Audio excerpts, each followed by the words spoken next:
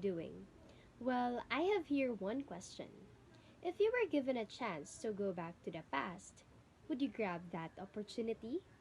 Well, for me, I would grab that opportunity to the past wherein I was just a kid, playing around and not worrying about any assignments or anything in life. But what if you will experience this kind of case study that we are going to talk about? A 7-year-old previously healthy patient A with no pre-existing comorbidities presented to the emergency room with progressive anorexia and a 10-pound weight loss over 3 weeks in August 2023. 3 days prior to presentation, the patient complained of acutely worsened anorexia with polydipsia, abdominal pain, nausea, and headache. Both patient A and his mother denied any prior or concurrent presence of fever, cough, nasal congestion, shortness of breath, diarrhea, or dysuria. There was no history of recent illnesses or sick contacts. In the emergency department, the patient's initial vital signs were a temperature of 36.8 degrees Celsius, heart rate of 131 beats per minute, and an oxygen saturation of 99% on room air. The weight was 25 kg, height 121.9 centimeters, and BMI was at the 75th percentile for age. On initial examination, he was drowsy but arousable.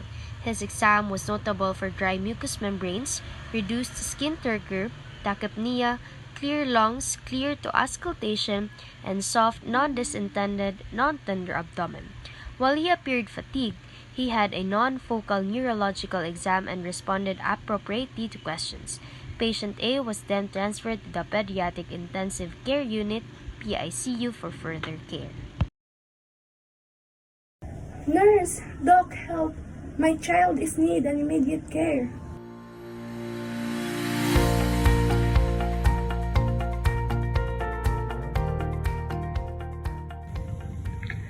Good day. Now I am presenting the care of patient A, a 7-year-old male. He weighs 25 kilograms and has a height of 121.9 centimeters.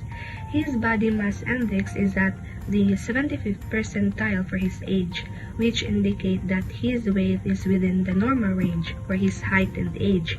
So the patient was presented in August 2023. Upon assessment, the following vital signs were recorded. For the temperature, we have 36.8 degrees Celsius, which means that the patient is no fever. For the heart rate, 131 beats per minute, indicating tachycardia or a faster than normal heart rate. For the blood pressure, 114 over 75 millimeters of mercury, which is within the normal range. For the respiratory rate, 37 breaths per minute, showing tachypnea or rapid breathing. For oxygen saturation, 99% on room air, which is normal and shows that oxygen level is adequate. For the medical history, the patient was previously healthy with no known comorbidities, no recent illnesses, and no exposure to sick contact. Sign and symptoms. For signs, tachycardia 131 bpm, tachypnea 37 beats in minutes, dry mucous membranes, and last is reduced skin turgor. For symptoms, you have loss of appetite or anorexia, weight loss 10 pounds over 3 weeks, abdominal pain, nausea, headache, and last is excessive thirst or polydipsia. For our diagnosis, we have diagnosed that patient A is diagnosed with diabetic ketoacidosis or DKA secondary to new onset type 1 diabetic mellitus or T1DM. Patient A is presented with type 1 diabetes mellitus since he or she is experiencing autoimmune destruction of pancreatic beta cells, lack of insulin leads to high blood sugar or hyperglycemia. Type 1 diabetes commonly appears in children with sudden symptoms such as weight loss, thirst, and fatigue.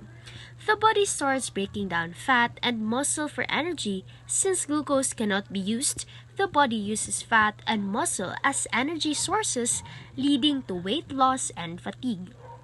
Dehydration from excessive thirst or polydipsia, high blood sugar causes the kidneys to excrete more glucose in urine, pulling water with it, leading to dry mucous membranes, reduced skin turgor, and polydipsia.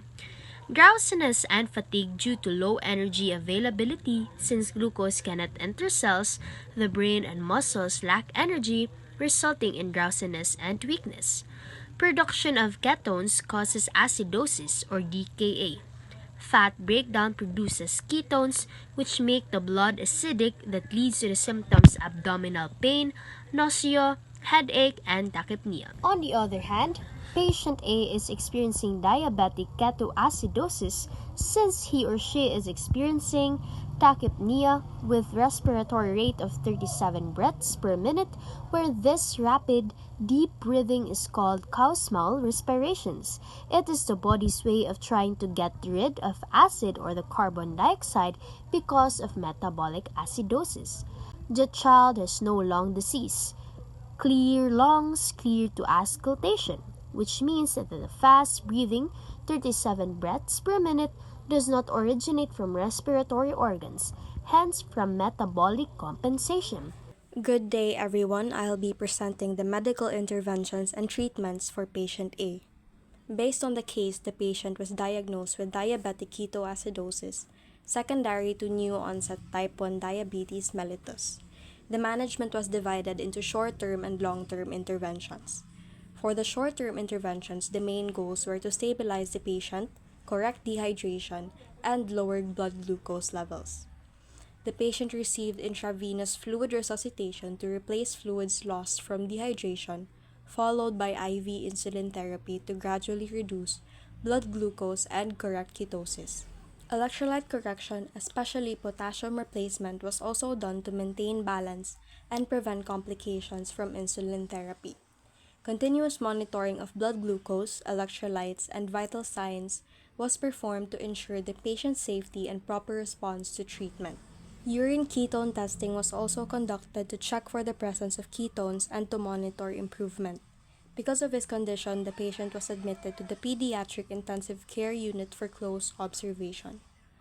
After stabilization, the focus shifted to long-term management. The patient began subcutaneous insulin therapy, which he will continue for life. He was also advised to perform regular blood glucose monitoring at home and follow nutritional counseling, including a balanced diet and proper carbohydrate counting. The healthcare team provided education for both the patient and his family about diabetes management, recognizing signs of hypoglycemia and DKA, and the importance of routine follow-ups with the pediatric endocrinologist. Lastly, the patient was encouraged to maintain a healthy lifestyle through regular exercise, proper hydration, and avoiding skipped meals. That concludes the medical interventions and treatments for this case. Thank you.